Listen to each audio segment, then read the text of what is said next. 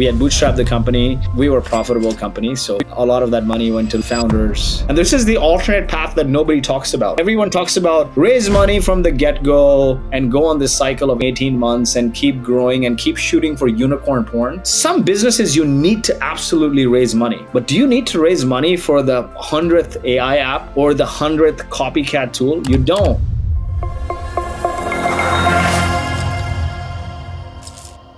In this episode, I'm talking to Lloyed Lobo, co-founder of Boast.ai, a startup that's helping companies receive tax credits from their R&D investments. Last time I checked, they're doing about $10 million in revenue, but we'll confirm during this episode. Lloyd was also the co-founder of Traction, a community of over 100,000 entrepreneurs and innovators, all connecting via podcasts, meetups, and conferences. Actually, I was just at their last conference in Vancouver. Over 1,000 people showed up. It's crazy. We're gonna talk about number one, the secrets of community building. Number two, how long it took before Lloyd actually paid himself a salary. And number three, details of the recent sale of Boast.ai. He recently sold a bulk of his shares and became a board member. I'm gonna try to dig into the details. And if you can't answer a question, both have to take a shot of hot sauce. That's a light. Wish me luck, Martians. Hope you enjoy this one. Hello, Martians. Welcome back to another episode of Marketing on Mars. Today, we got a local guy from you're not from Vancouver, but Lloyd, you've been in Vancouver for a long time. I've met you at a couple of conferences. We got Lloyed Lobo from a company called Boast, and basically what Boast does is they help companies access billions of dollars in R&D tax credits. And they've grown to over 100 employees, and he's the founder. We got the founder here on the call, so I'm super excited. Lloyd, thank you for jumping on the call. Excited to be here. Love your energy. Love your vibe. So, I mean, my co-founder lives in Vancouver, and I live in San Francisco. And we started as a remote first company. We got offices in San Francisco, Vancouver, Calgary, Toronto, Montreal, many different places. But Vancouver has been a good home ground for us. So it's my home away from home because, you know, as a part of building Boast, we also built Traction, which is a community of over 120,000 founders. We host the big Traction conference, and we do that in Vancouver. The story there was the first conference we did the conference in San Francisco, and all these big name speakers would come to the conference, do their talk, and leave, go back to their office.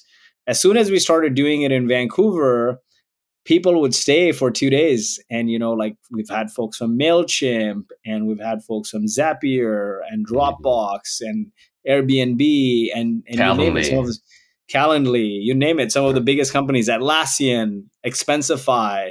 So some of the biggest names, and inevitably a lot of them end up then, you know, expanding teams in Vancouver and whatnot. But it's a good experience when you do a conference not in San Francisco, because then people don't go back. They go and they mingle and they merge with the community and they spend time. So that was the hack. It's like, hey, I don't want to host this conference just to invite speakers on stage. I want to actually mingle with them and get to know them. And so do all the attendees. So what's the best way to do it? Don't do it in an exotic city. And Vancouver is beautiful. It's a 2-hour flight from San Francisco. Around the conference, we'd always host something on like Grouse Mountain, things like that, where the speakers and the attendees coming from all over can experience Vancouver. And we always kept it small. We limited the conference at 1,000 people. Right? If it's bigger than a hotel and needs a conference venue, like a unionized venue, then we don't want to do that. We wanted to keep it small, intimate, and 1,000 is not intimate as it is, but it's good enough. And invite good speakers, have great food, and a place for people to mix and mingle was our jam. And you know, through building that Traction community, which started as meetups, we started to do. You know, when we started Boast, nobody would talk to two guys who are working out of a spare bedroom, right? We're competing with big four accounting firms saying, hey, give us your data, we'll get you R&D money. So the best way to short circuit that was we started hosting meetups. pizza nights, and we had access to good speakers, so we'd invite a great speaker to give a very tactical talk. Usually conferences at the time back then, they were very high level aspirational talks, but founders want to know, how do I get my first 10 customers? How do I hire a salesperson? How do I raise money? What are the top failures? So we started inviting successful entrepreneurs to give those talks in small groups. And the meetups went from like 10 people, 20 people, 50 people. Every time more and more people would come. And one day we did a meetup at the co-working space, and this was in Calgary.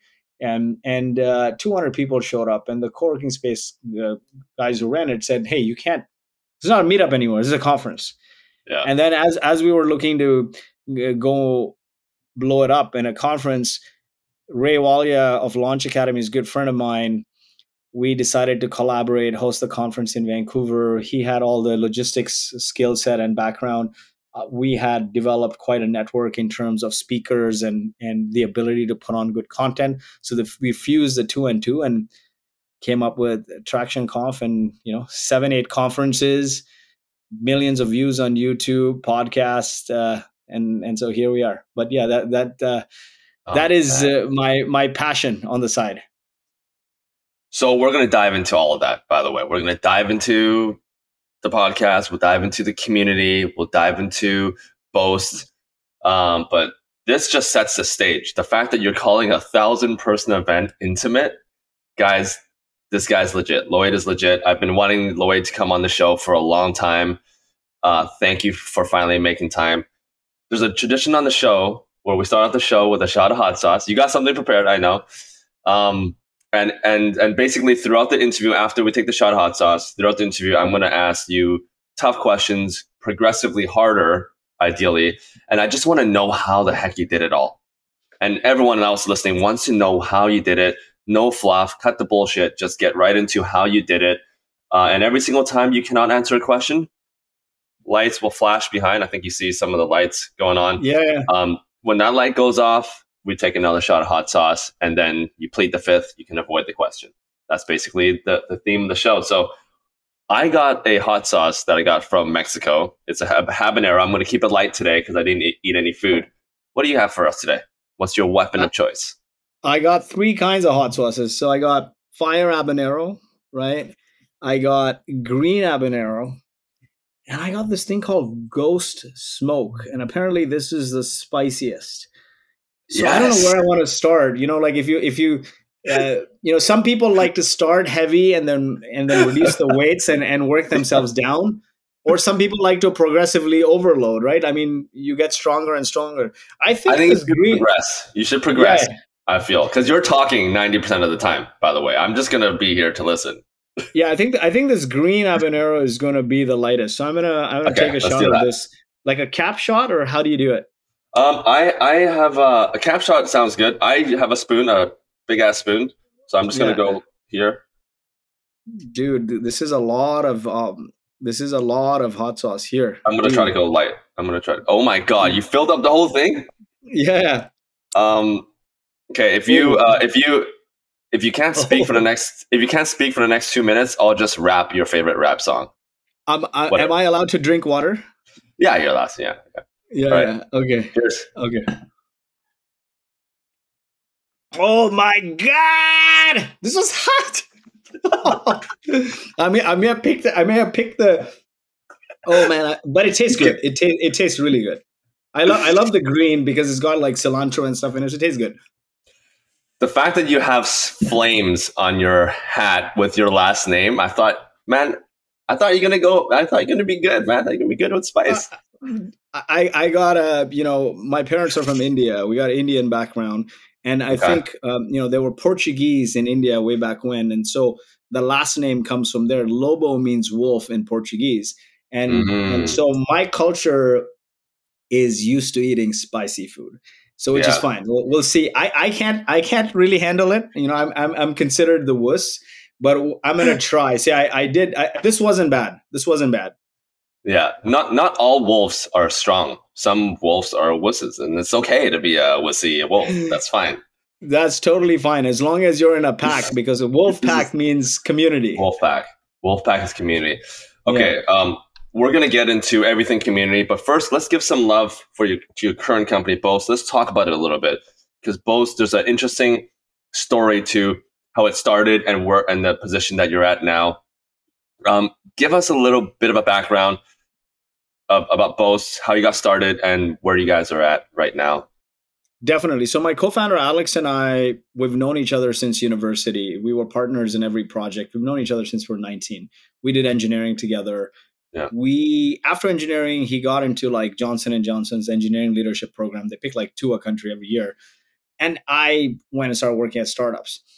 Then after working at Johnson and Johnson, he did a startup that felt he needed to study accounting and finance. He failed because his principles in accounting and finance weren't strong. And that unique combo of accounting and finance with engineering took him into the world of R&D tax credits. Right. He got a job doing R&D tax credit consulting. Now, if people don't know, globally, there's hundreds of billions of dollars that governments give out to fund businesses through these R&D tax credits. The issue is it's a cumbersome application process because you got to always look back and figure out what you did in R&D that qualifies. It's prone to frustrating audits, and who wants a visit from the taxman, right? And then receiving the money takes a long time. So after Alex worked in the R&D tax consulting space, he called me and he's like, man, I want to do a company in this space, right? We leave a lot of money on the table. It's very manual. And I was working at another startup, and all my life I'd only worked at startups after school. And I just jumped at the opportunity to work with him. And what had happened prior was I was working at the startup in Philly, and the environment was very hustle porn, right? Like you see the hustle culture. And I love that. I mean, it's fine. My wife was a resident at Drexel University, so she was working 80, 100 hours a week. So I used to work till 8, 9. I was running GTM there. And one week I started going home at like 6, 7, 6, right? And I get an email saying, hey, I used to like it. You were in the office till 8, 9, 10.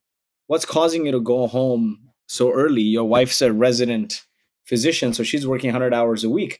Why are you going home? And I'm like, I sank in my chair. I'm like, my parents were visiting from Toronto. My parents, and I hadn't seen them in a long time. And so I was going home. And that day, I like just, I didn't know how to react, but I said, hey, my parents are in town. That's why I'm going home. And that day, Alex called me, right? Wow. And with this, let's do this company together and whatnot. And I said, I don't care what company we do, man. As long as we build the company that we want to work for, as long as I get to build the company that I want to work for, I'm in, right? People build companies, not the other way around. If you treat your people with love and help them grow, they will treat your business with love and your business will grow. So through that time, we started Boast. It was started as a consulting firm, Boast Capital, where it was doing R&D tax consulting. And then we worked on other projects. We worked on a project called Automatically, which was 2013, which was a chatbot built on top of Zendesk. In 2013, nobody knew what chatbots were, right? And it failed. No. We couldn't get the tech working. Then I did another company, which was incubated by Bessemer Ventures called Speakeasy. It was an AI sales assistant. This was 2015. Before the call, it tells you everything about the meeting. During the call, it guides you through the selling process. After the call, it updates your CRM. Even that failed with thousands of users ahead of its time. And so we had this Boast Capital going on as a consulting firm. And we're like, hey, we have all these learnings. Why not just, apply these learnings to turn Boast Capital into a software company? And we reincorporate 2017 as Boast AI, right? Before everyone started using the term AI in their domain. So 2017, we incorporated Boast.ai.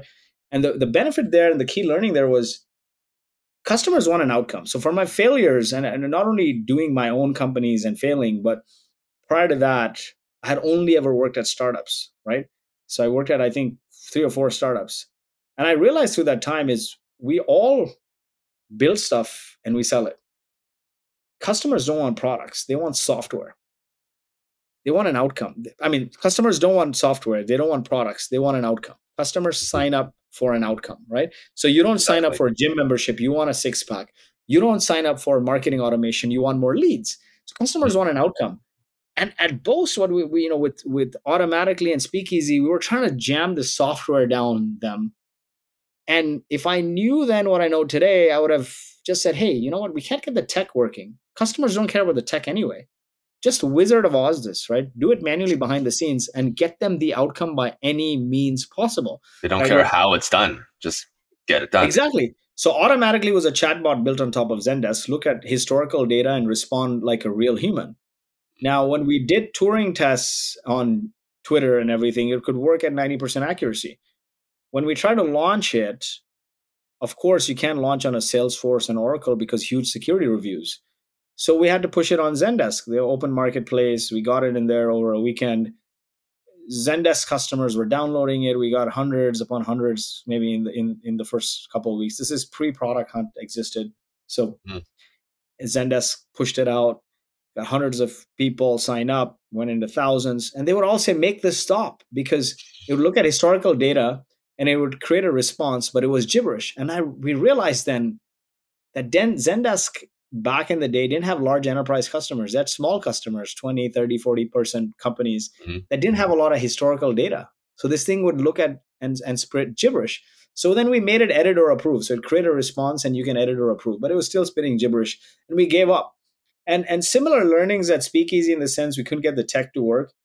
And then I realized if I knew then what I know now, would have just asked the customers, right? Like, hey, what are your most common questions and what are the answers? And just done a lookup table and fed it to them. Yeah. Customers want an outcome. We were beating ourselves that, oh, we can't get the tech to work, can't get the tech to work. Customers are not buying tech, they're buying outcomes. So at Boast, the perfect thing after those, we realized that, hey, we have paying customers at Boast, consulting firm. We know they'll give us their data and all they care about is getting money. More money faster for less time and risk. There's all these R&D credits. If they work with consulting firms, it's manual, it's error prone, it takes a long time to apply, it's cumbersome, it's prone to audits, and getting this money takes a long time. But we have these learnings. So what if we can ingest this data automatically, normalize this data, and then leverage the insights to use workflow to get them more money, to keep the documentations right, and then eventually integrate lending into it to give them the money sooner so they don't have to wait from the government, Mm. right? and and Wow. and so that bet worked out because we had paying customers. Those customers was paying us for an outcome. They didn't Wow. care if we did it manually or whatnot. So we started slowly. We incorporated a new company called Boast AI in 2017, and we started creating software. And so that was the journey. We grew 2017 to late 2020. We grew to over 8 figures in revenue. We had bootstrap, took no funding. We had like 30-ish people when we brought in the growth equity investors, and so it was a great journey. And in parallel to that, our biggest sort of lead gen engine was community. We host a lot of events, Traction Conference, Traction webinars. We do like 2 live webinars a week, man. Insane, right? Hundreds of people would join, That's right? insane. There's no marketing till like I think till 10 million in revenue. There's no marketing person per se, right? Like it was this community coupled with BD people. So our business development or sales reps were more like community managers that go to events, that shake hands, that kiss babies, that help people, right? Mm. And make connections for them, and the referrals would come through. So that was the thing. And so while growing our business, we also helped several companies grow, and that was the goal, right? Is like, hey, we're failed founders. Mm. What better way to soak in knowledge to grow our business if we're also opening that ecosystem to other people so we all learn together, grow together? And that evolved from like Love those that. 20% meetups into Traction as a conference, and then a community which is now like 120 plus thousand subscribers, right? And we send like newsletter every week. We have a podcast every week, YouTube, and then the conference. And so as the Traction community grew, you could see like our trajectory of Boast, the revenue grew. But we never called it the Boast community. We called No. it Traction because ultimately the Boast's vision was to help innovators become successful, to help innovators change the world. Every dollar invested in innovation returns 20 to the economy. That's a stat, right? From vaccines to robots to clean drinking water is a function of innovation. Yet most innovations die on the vine. Why? Because they don't have the funding and they don't have the resources to become successful. Yet in the last 15 years, more than 50% of the Fortune 500 companies have evaporated because they don't know how to innovate.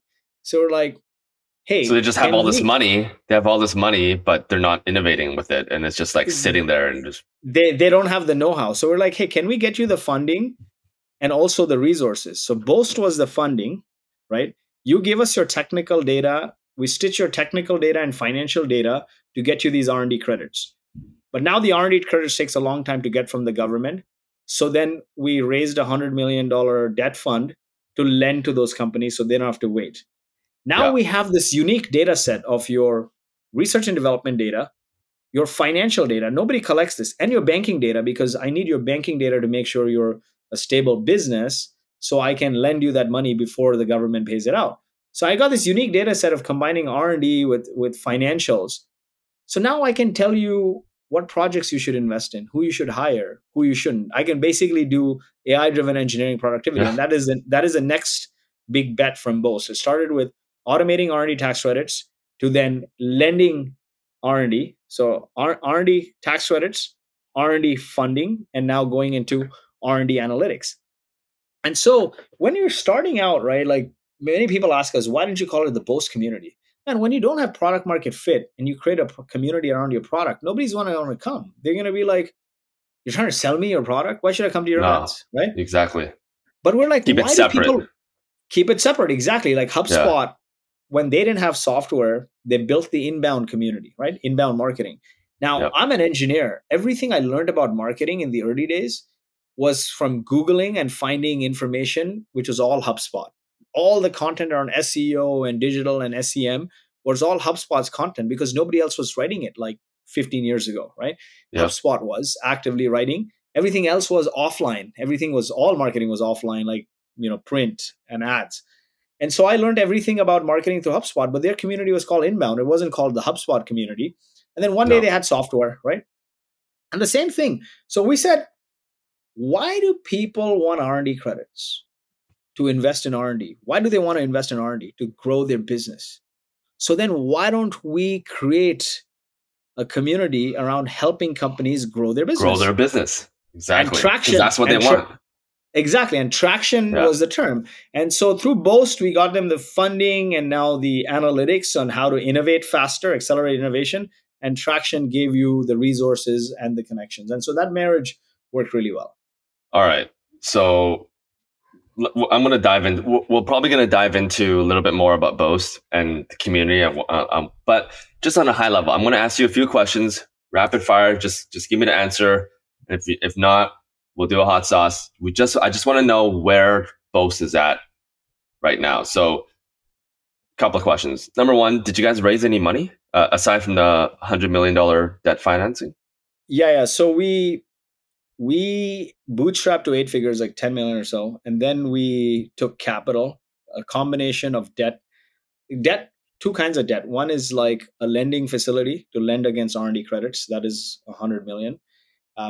We also took venture debt, and then we took growth equity, which is capital to not only fund the business, but liquidate the founders. But you guys never did like a series A or whatever. I didn't do any of that stuff. On paper, it's called a Series A, but really it was like, we had bootstrapped the company. We did technically a Series A, but we were a profitable company, so a lot of that money went to liquidate founders, and then the rest, a little bit, went on the balance sheet. This is Well, being straight truth here, and this is the alternate path that nobody talks about, right? It's yeah. like everyone talks about raise money from the get-go, take a seed round, dilute like 10-20%, take a Series A, dilute another 10-20%, and go on this cycle of 18 months and keep growing and keep shooting for unicorn It's porn. like a drug, right? The issue with unicorn porn, some businesses, you need to absolutely raise money, but do you need to raise money for the 100th AI app or the 100th copycat tool? You don't, right? You can build sustainable businesses. Now, see, the thing is, going into a fundraise, always a founder and a VC mentally is not aligned. VC wants to show a return to their LPs, right? That's the reality.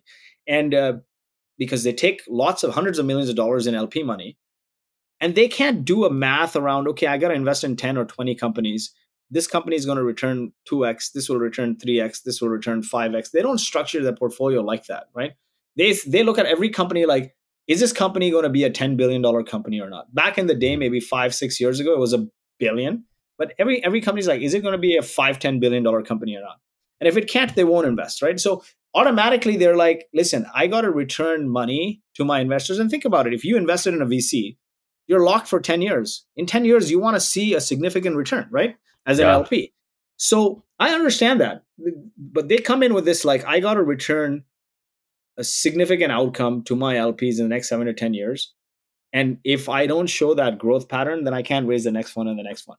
Founders don't come thinking like, oh, I'm going to exit in so much time or whatever. They're like married to the idea for the most, Yeah. right? And so Yeah. what I tell founders is you got to ask yourself this question is like, what is my personal definition of success? How much money do I want in my bank account? Is there a version of the company I don't want to work for? Like, write down those things. And most importantly, figure out the life you want to live and design your work around it. Because if you raise money and it's not your definition of success, but some VC's definition of success, you're not going to end up Yeah. being happy. You're going to end up being burnt out, right? So For it's very sure. crucial. And so Yeah. there's this alternate path, right? So you go the VC route, you raise, seed, Series A, Series B, and you're on this path to build unicorn. Now, I've only ever worked at startups, and pre-Boast, none of those startups worked out. So I think the math holds true that 99% of the companies fail. Right? Now, after a series of failed companies, I mean, I'm not young anymore. I'm not in my 20s. So my wife was like, hey, if you do another zero sum game and it fails this time, then you're going to have to get a job somewhere. I can't keep running the family. My wife's a doctor, right? She's like, I can't keep Mm. running the family. It's just been way too long. And so that Mm. was playing on the mind. My co-founder Alex was anti fundraise, anti pure equity, And when right? was And this? so that When was this again? this was like during the pandemic, like late 2020, 2020? right? Yeah. Late Yeah. 2020 is when we late 2020 is when we took it. And Yeah. and so then when we started talking, so then there's this route one is you raise VC all the way around, like angel VC, and you keep diluting yourself. And Yeah. maybe by the time you exit, maybe you own 10, each founder owns 10-20%, maybe, right? The next route is, private equity. You sell half, you grow the company to maybe 15, 20, maybe 20 plus million, and private equity buys you out, right? The other route is you just bootstrap personal money, sweat equity, customer money, and you eventually sell, right? And then there's another route called growth equity, which is a compromise which is an in between, not a compromise, in between PE and VC. What growth equity does is, let's say you're 5-10 million in revenue or line of sight, you're growing efficiently, capital efficiently, meaning you're not burning cash. You're profitable, or you have line of sight to profitability. What growth equity firms want to see is they want to return 5 to 7x their investment in 5 to 7 years, right? Mm. Calm conversation. And usually when growth equity invests, they'll liquidate the founders. So what'll happen is, Mm. and they'll invest in companies that are capital efficient or predominantly bootstrapped. They don't want to buy out other investors on the cap table, yada yada, clean cap table. So what happens there with growth equities? Let's say you've now bootstrapped, grown capital efficiently, like us. We en route to 10, we were 30-ish, maybe 40 people max, right? Profitable. So now you're selling your shares, but that money doesn't have to go on the balance sheet because you're profitable. It can go in your Mm. personal account, right? And Right. then what happened is, as a bootstrap company, now you own the rest. So you've cashed out. With PE, you sell most of it. PE runs Yeah. it. With growth equity, you've created liquidity for yourself, so you can buy that house, or you can chill a little bit, right? Like, you don't have to be stressed like my hair is on fire. Yeah. And then you still own a significant portion, and you can continue running it. So we chose the growth equity route because it was like, Yeah. it de-risked our downside, and helped us participate in the On the upside upside. for the long run. Yeah. If I wasn't bootstrapped though, if Boast wasn't bootstrapped, me and my co-founder wouldn't be able to go down that path, and it would have been a zero sum game. So now we're like de-risked, right? I left the Bay Area to take a break, live in Dubai. I mean, right now I'm in Toronto visiting my parents for the summer, Oh, okay. but moved around quite a bit. And like next week I'm going to San Francisco, which is home base for me.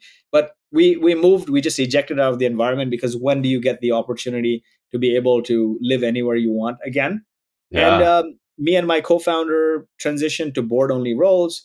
Boast, we brought in a new CEO who used to be the CTO at Sage Intact, which is big Yeah. accounting tax software Oh, trading at over 10 that's a billion, good right? fit. Yeah. Good fit. That's a Young, good fit. And young CEO, experience, not young, I experience. mean experienced. I mean, I'm not young either. I look young. I'm 43. Holy smokes.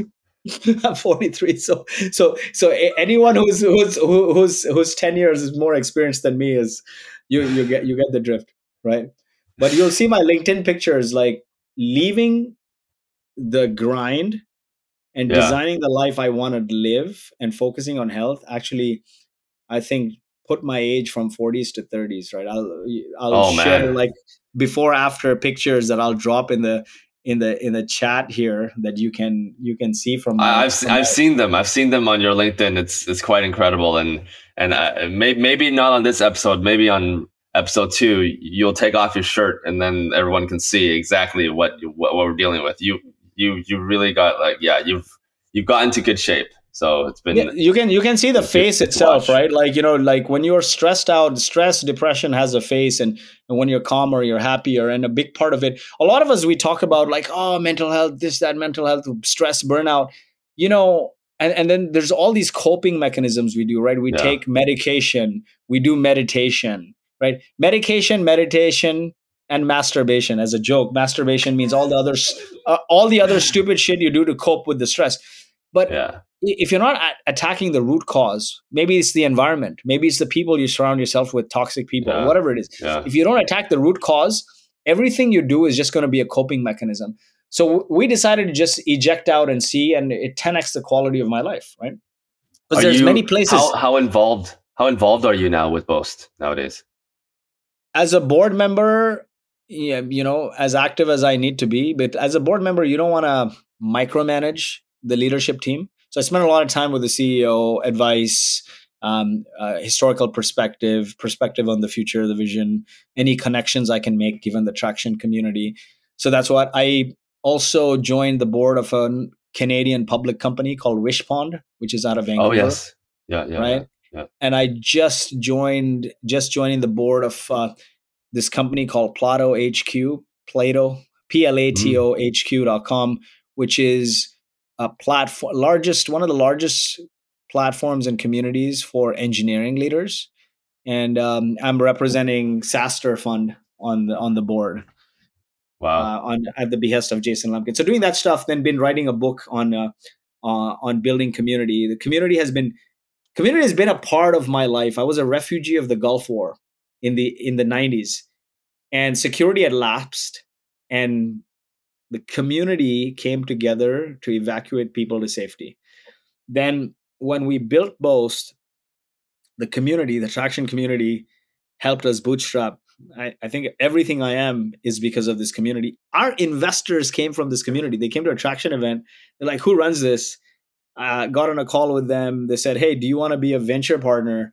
And we'll give you like points for deal flow." And I said, "Hey, I have a business to run, so I don't know if I have the time to be a venture partner and shoot you deal flow. But if anything comes naturally, I'll send you." And they're like, "Hey, what's your business?" So I start talking about Boast, and they're like, "This is super interesting."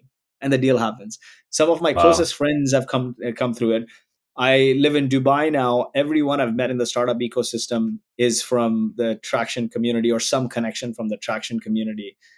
So it's that community keeps giving, and the third time the community helped me, more than that, actually, many times, right? So the community helped us evacuate as refugees. The community helped us bootstrap the company. I lost a kid couple years in 2018. We were expecting twins, and one of the twins passed away in the womb Mm. at 4 months pre-delivery, and so we had to pull out our other child 4 months, 4.5 months premature. So she spent time in the Uh, incubator, and my wife heavily relied on the advice and support and love from this community called Physicians Moms Group, and they were all sharing mm, advice and everything else. And we're in this environment where the kids were on this in these incubators, and all babies were passing away next to us, and so all we had was hope and prayer and this community.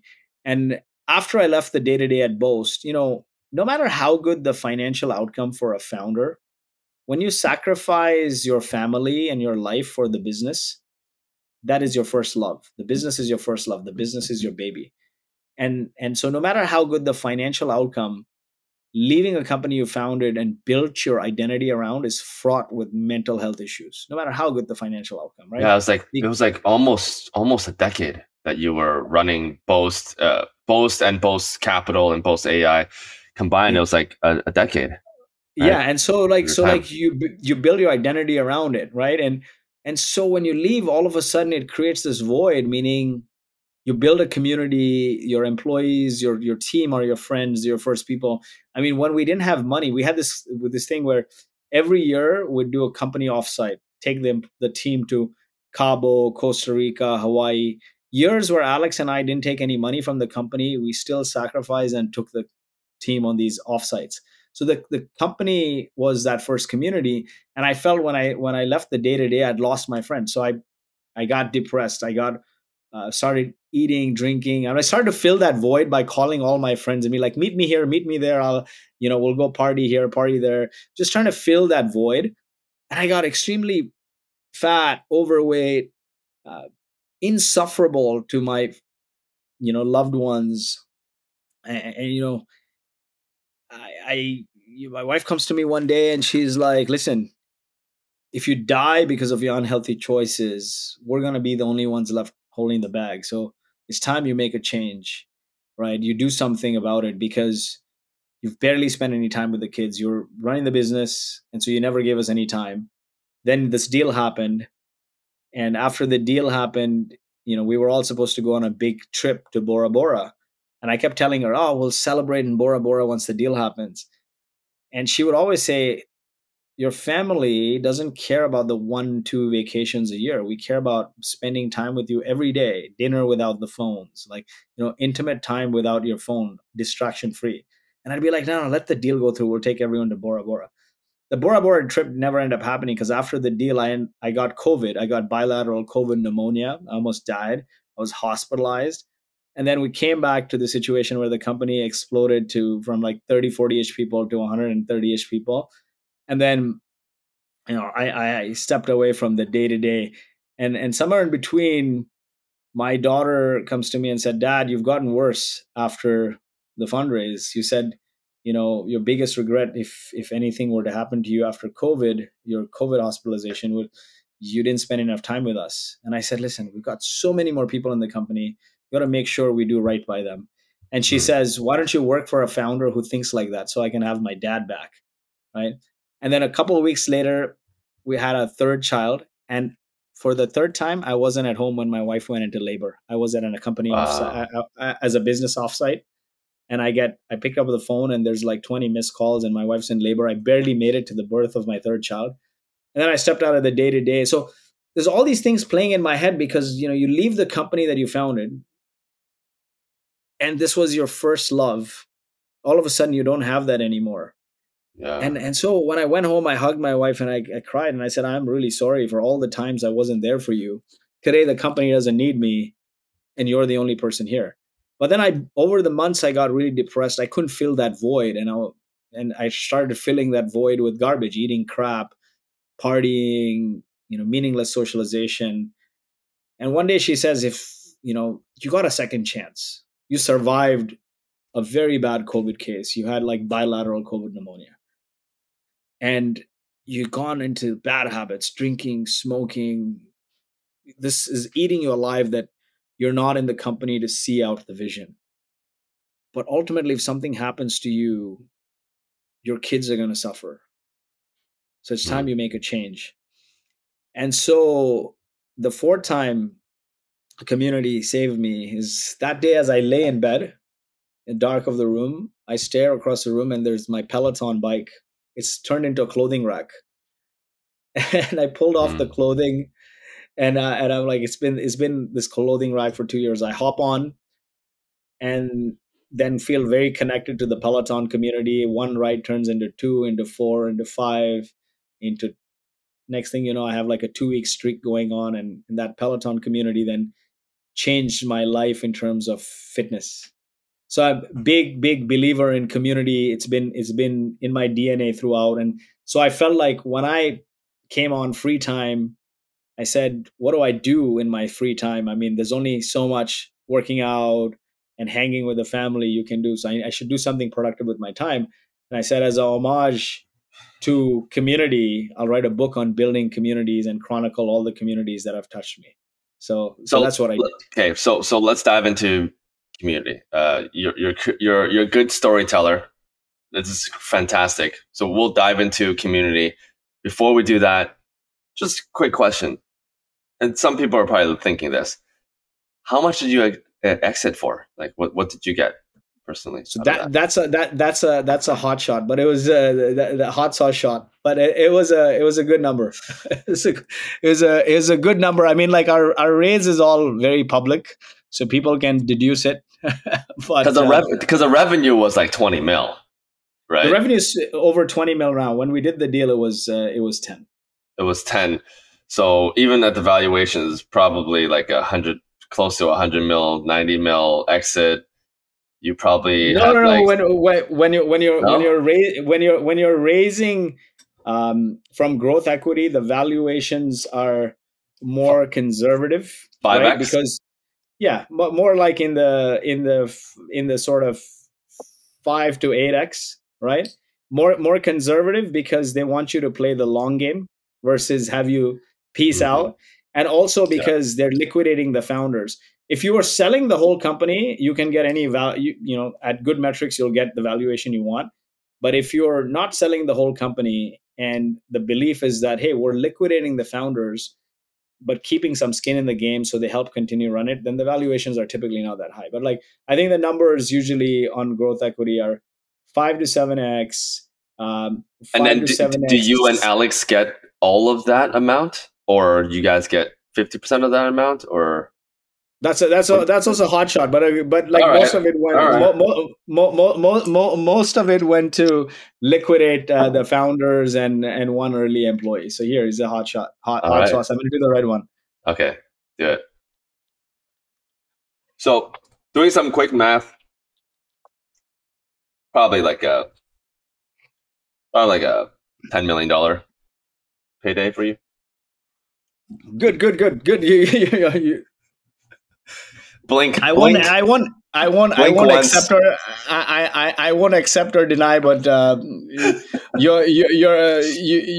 you learned math well. So So, all right. The money is cool, but like you said, the money is just there. What's important and what has been there from the very beginning has always been community. community, your family, your relationships, right? Like all my life I chased success looking for happiness. We have similar culture in the Asian culture, Indian, Yeah, right?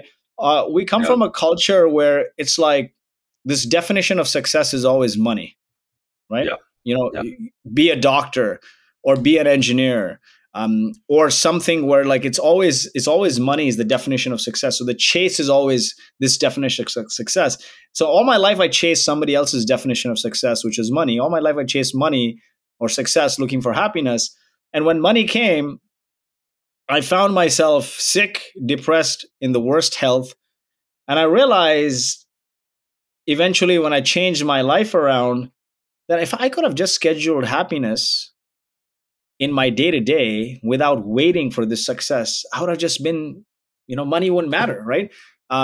Unless you're into booze, babes, blow, and boats, right? There's You're only really so good. much. You're really good at finding words that start with the same letter. I'm serious. Unless you're into a lifestyle like a Dan Bilzerian lifestyle or an Andrew Tate lifestyle of booze, babes, blow, and boats, how much money do you really need? I'm a family guy, right? So you have a lifestyle. You want your kids to go to good schools. You want to live in a decent house. You want to live well generally. After a while, after that initial novelty, money ceases to have its motivating factor, its So value, how right? much? So how much money does that cost? Like you have three kids, you travel a lot. You know, you and your wife sound like you have like a good life. Like how much money that does that need? Like what is I mean, your annual spend? between schools, we don't have a mortgage in Dubai. We rented a house in the Bay Area. Actually, we were building a house in Austin, which we didn't end up moving to, and end up moving to Dubai instead. So I don't know. Maybe this is not a hot sauce answer, right? Maybe like $300,000, like 20K a month is great life. And when I say It's a great 20K a life. month, Yeah, when I say 20K a month, meaning we live on the Palm Island in Dubai on the yeah. beach, right? Three That kids. three kids going to private school. Um, that is the equivalent of living in Malibu. Yeah, That lifestyle in Malibu or Beverly Hills would cost me like 50, 60K a and it might month. even be better living in Dubai. What do you think? It's so Dubai checks a few boxes for me. No negative energy, big one. People only discuss positive news. Yeah, People work to live, not live to work. So yeah, you can socialize every day. Third thing, the service help. The country UAE is designed to give you time in your day. Everything is delivered to you. Your doctor, your chiropractor, every service comes home. Like it's not a thing to go somewhere to buy something in person unless it's like luxury, right? Like clothing, maybe high end jewelry and stuff. But like going to do grunt work is not a thing. You get somebody to do it. And services like nanny, driver, all of that is very inexpensive. So if you have another 4 or 5 hours a day, what will you do with your life? You'll socialize more, you'll work out, you'll spend more time with family, right? And so that puts you in a very peaceful, happy state of mind. The other thing is it's very safe. I've lost my wallet a couple of times. My parents, when they visit, they've lost their phone. My parents are in the 70s. They've lost their phone 3 times. It all gets delivered. I feel very, very, very safe. It's one of the safest places on the planet. And so those things matter, right? Now people say, you know, it's like Disneyland for adults, or it's like the Truman Show. And like, oh, hmm why do you not want to hear bad news? So let me tell you hmm this. The news happens hmm regardless of you watching it or not. But think about the compound interest on people arguing on social, left wing, right wing, wokeism, cancel culture. Anytime you talk to anyone, they're debating this nonsense every single day. Think about the compound interest over years on your brain and your mental health. and the It's, time that you're wasting talking about these things that you cannot control versus yeah, talking about things like with your community, with the founders actually helping each other elevate and improve as people. exactly. So that, right? Extremely positive city. People live, people work to live. So huge social culture. Like literally, you'll find yourself making friends and socializing. It's a community driven country. So lots of communities, making friends very easy. Everything is delivered to you. Like Dubai understands convenience. After all this while, I finally realized you chase success looking for happiness. But success is what? Success is freedom. Freedom to do what you want, where you want, with whom you want, when you want. On your dime, in your prime, on your time, right? So Dude, that is success. you and your rhyming phrases. I like to rhyme, man. I don't know. I'm trying to keep up with you, but see, that is really important, right? Success is freedom. So what good is money if you're chasing into your 60s and 70s and you can't do what you want, where you want, with whom you want, right? You can't use that money to buy freedom. So think about it this way. We all chase this version of the American dream, but for most people who are not successful founders or semi-successful founders, for most people this is the American dream. You work 60, 70 hours a week. As soon as I got to the States, as soon as I started working, the first advice I got was get in the office an hour earlier, leave an hour later, right?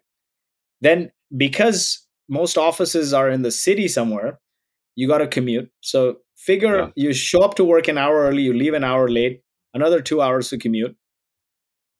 You spend all your time, especially if you're a married couple, at work or getting early, leaving late, then running around, picking kids from Kids. school, right?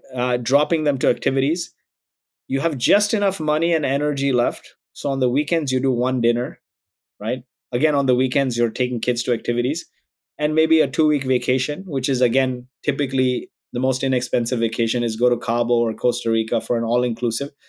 You eat this highly processed diet, which is not good for you, Yeah. but because you don't have the time, so you eat the quick stuff, which Yeah. is not never good for you. It creates No. inflammation in your body. You want to buy a house, of course, own the house, right? You live in, so you subscribe to a 20-30 year mortgage. You take more loans to buy I mean, more you things. don't. I mean, you don't have to because you sold your company, so you're good No, but I'm saying ish I'm giving you the definition of the American dream, right? What most people subscribe to. What I lived until 2020, until right? 2020. Yeah, and my parents lived and our parents lived, right? Is they chase, right? Spend most of your time at work between commute, going early, leaving late, dropping, picking kids, work about work, I call it, running around. And then you have just enough energy to have a nice dinner on the weekend, 2 week vacation, mortgage, sales tax, property tax. You pay more than 50% of your income, right? Yeah. And so you're burnt. The system is designed to keep you in the system, Yeah. and it burns you out, it wears you out. And then what? You retire at 65. You know what is the life expectancy of Americans and Canadians? I think the average life expectancy is like 75, 70 78. something. Yeah. Yeah. So you Yeah. have 10 years to live. And the thing is, when you are 65, And those aren't even your best years. You're those, older. those are not functional years. Exactly. Those are not functional years. So now what the system has taken away from you is your freedom and your time. You don't have the energy to work out every day, to prioritize good food, to prioritize good energy. The system is feeding you all bad news. Because think about it.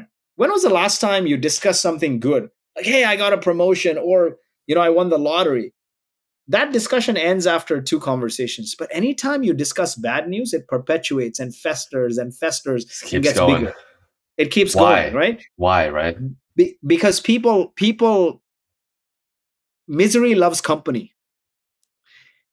People, this negative energy sells, and that's why people spread it. Like in the news, they know what sells. Like a negative headline will go more viral. A negative LinkedIn hook will go more viral always, because people get hooked. They want to like I'm miserable, I want to see who else is miserable, and it's a natural instinct. And so all of this I don't experience in Dubai. And I'm not saying move to Dubai. There are lots of countries around the world. You can go to Bali or you can go to Thailand, where people choose to live differently, where people look at work, people's idea of work and life and how they consume things is very different, right? Eat healthy, live healthy. Life is not work. So what do You you work is so what about all the work is a community means. stuff? Yeah, yeah, work is the means. So what about all the community stuff that you're doing? Is that all on pause now? Like you used to do a No, lot with founders and all traction of and all that that stuff. all of that is still happening. I'm still doing the podcast, releasing every other week. We still release on YouTube every week. When I'm in Dubai, we have quite a bit of a following there, so we host dinners, collaborate with others doing meetups, and then we'll do the traction conference again next year in person. I think what's happened is with COVID, we've realized when the COVID hit in 2020, we were predominantly an in-person IRL community, right? Hmm. Traction conference, the meetups, etc. Yeah. We had to pivot to going digital, and we started doing 2 live webinars a week. We'd invite a speaker, they'd give a talk or an interview like this, like what we're doing, and we'd had the audience join live and ask questions. Mm. So over 2 years, we did like 100+ live webinars, right? That's a lot. 2 a week is hard. And every time we'd get 500 to 1,000 Crazy. people tune in. And in those 2 years, we went from a subscriber base of 30,000 to over 100,000, 97,000, something like that. Our audience grew by just that consistency. So we do a lot of online stuff, the YouTube. I've stopped last year at the last Traction conference. I said I was going to take a sabbatical, move to Dubai. So we don't do the live webinars anymore, but we're doing the recorded podcasts and releasing, we're posting it on YouTube. And then we'll pick back the in person soon. I'm a big believer in person, by the way. Right now Oh, we're huge. sight and sound. Anytime you incorporate Yeah. more than two senses, you start to build stronger connections. Because we'd be taste, touch, smell. We'd probably do this for like 3-4 hours, build stronger bonds. We'd like talk about families, hobbies, other stuff, right? When are It you doesn't coming to become Vancouver? probably, if not this summer, definitely in the fall sometime. But I'll let you know. Likely in the next few weeks. I'll keep you posted. If you can make it by July 13th, we got about 47 founders right now coming out to. I'm huge on community as well, and I believe in niching down, knowing who's in the room.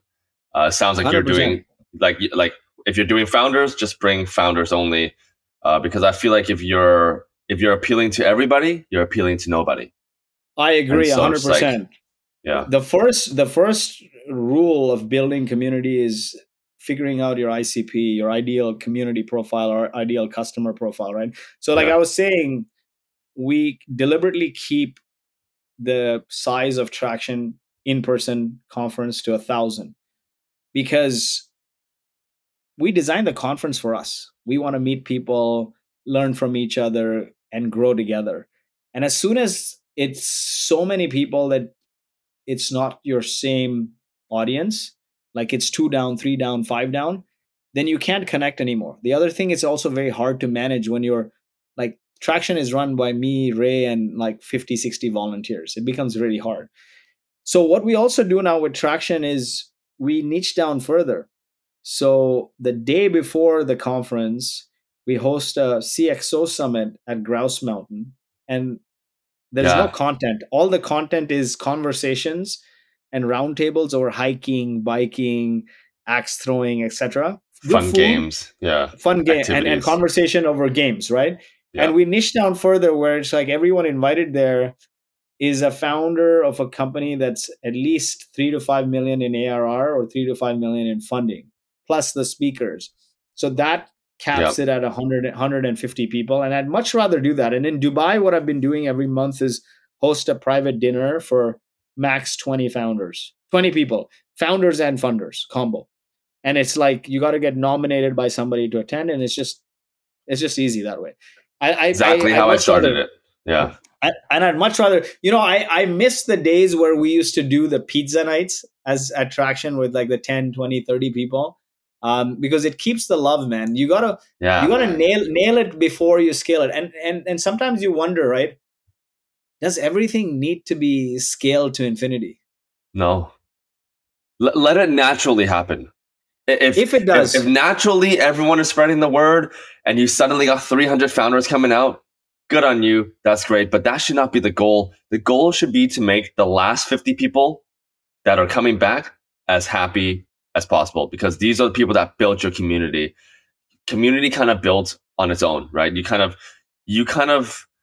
I see community as you're the guy that puts all the firewood and lights the fire, and everything else is like, oxygen, and everything comes in and the fire kind of builds on its own. You don't have to do much. You don't have to guide it so much, exactly, right? exactly. And that's what I look at, right?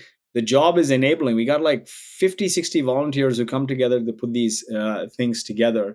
A lot of it in the early days, and even like, as a function of doing this community, we got a lot of services also for free or barter at Boast. Like, the first couple of websites at Boast were built by community people. In exchange, we gave them booths at the conference, those kinds of things. But you said it right, right? Like it comes together. And I have this saying, when the world goes buffet, you should go Michelin star. And what that means is if everyone is going bigger and adding more content and adding more rooms and adding more stages and going 10,000, 30,000, 50,000, you should go the other way and be Michelin star. And this is a play on Warren Buffett's quote where he says, when the world gets afraid, you got to get opportunistic, kind of thing. When the world does one way, you got to go the other way. Because French Yeah, Laundry, the best restaurant of all times. They tell you exactly like the 5 things you need to, or 10 things you need to eat.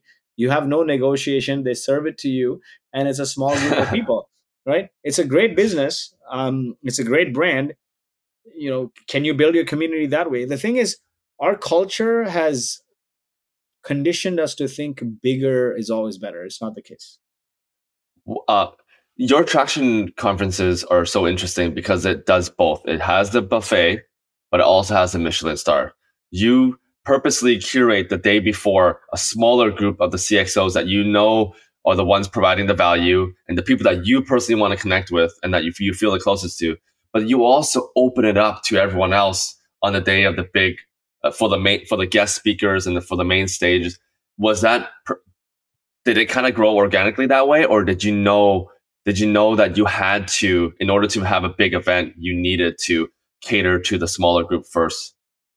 It happened naturally, right? Because you get all these speakers flying in, and the speakers want to make valuable connections. So then the speakers dictate, like, hey, I'm coming here, I'm going to speak to 1,000 people, but I can't talk to 1,000 people one on one. Who are like 10, 15, 20 people you recommend I talk to while we're here? And Yeah, so then we create a nomination list and bring those people, and that's how it gravitated. I still think 1,000 people is not big compared to like all the other conferences around us. And that is predominantly dictated by budget. We're a bootstrap conference. We never had any budget, and our budget, we break even. It's volunteer run. It's funded by sponsors and ticket sales, and it's the capacity, right?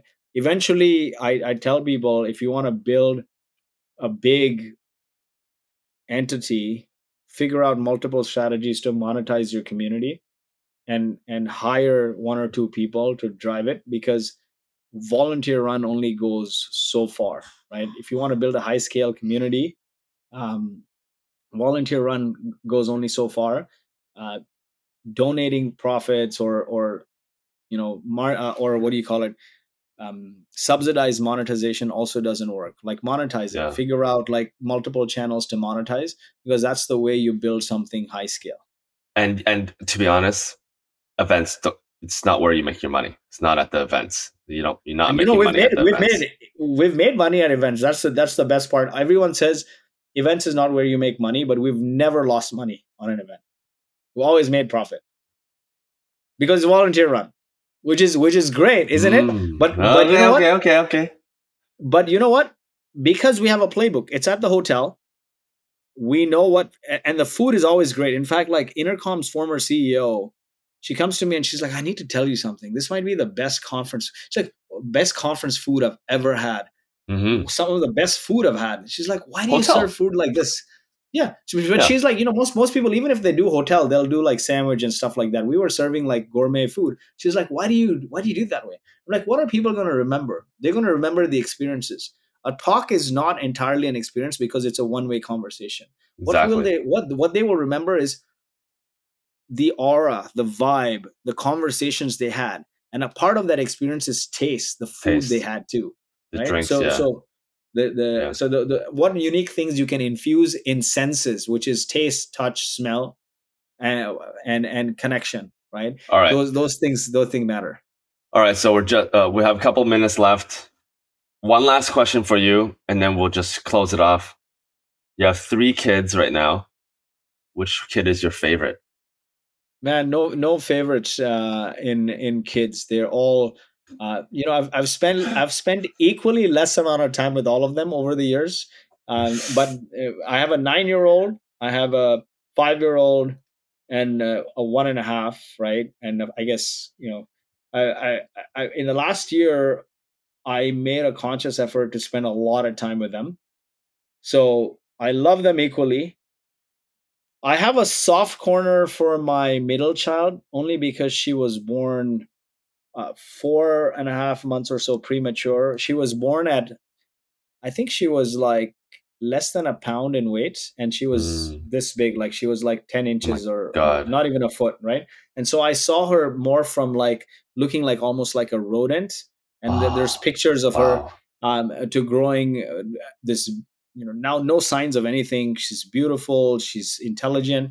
So every time like, and she probably plays on this. Every time I see her like sad or cry or throw a tantrum, Yeah.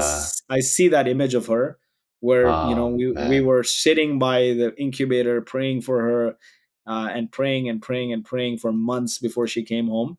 So I have a soft corner for her. My 9 year old is like takes up after her mom in the sense like she's independent, smart. My wife got into med school in second year of undergrad without entrance exams. Bright, bright. Whew. And so my wife on this vacation to the States, she had to come a couple weeks, 3 weeks earlier for work at the hospital. So I came with three kids from Dubai, 16-hour flight, and our first stop was LA for a wedding. My 9 year old literally stayed up with me 16 hours of the flight. She proactively changed diapers for my son.